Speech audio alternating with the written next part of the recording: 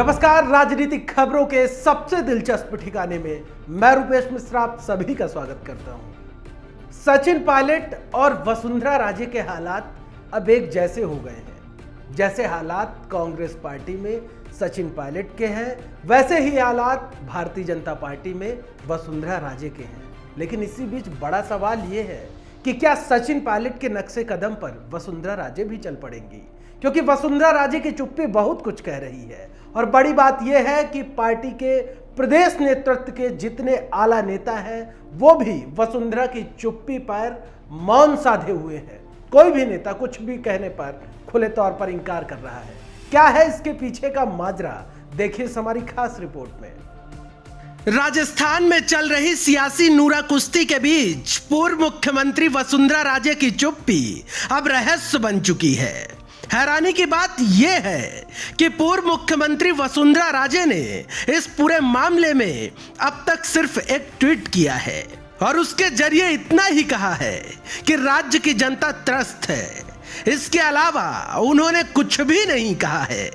जहां सूबे की गहलोत सरकार पर संकट मंडरा रहा है, बीजेपी के नेता प्रदेश मुख्यालय में प्रेस वार्ता कर कांग्रेस पर किस्म किस्म के आरोप लगा रहे हैं, वहीं ऐसे माहौल में राजे की खामोशी बहुत कुछ कह रही है।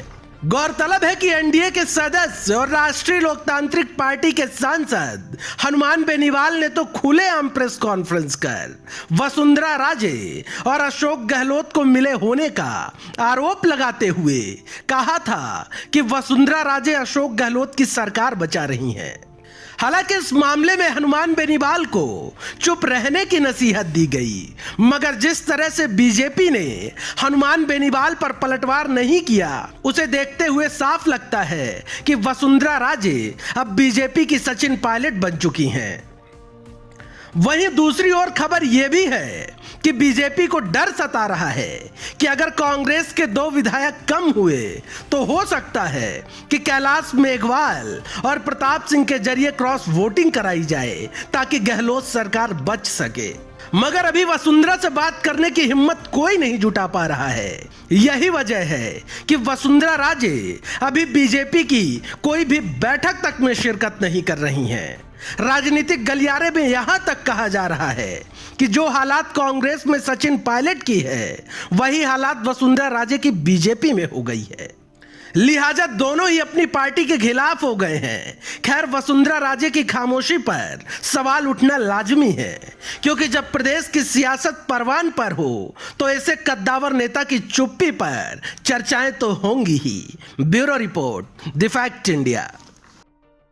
तो देखा आपने कि किस तरीके से वसुंधरा राजे ना तो भारतीय जनता पार्टी की ओर से बुलाई किसी बैठक में शिरकत कर रही हैं और ना ही वो किसी प्रेस वार्ता में हिस्सा ले रही हैं और ना ही वो गहलोत सरकार पर एक टिप्पणी कर रही हैं।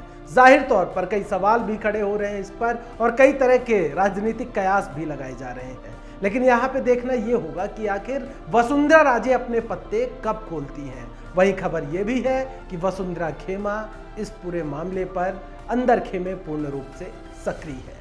नमस्कार।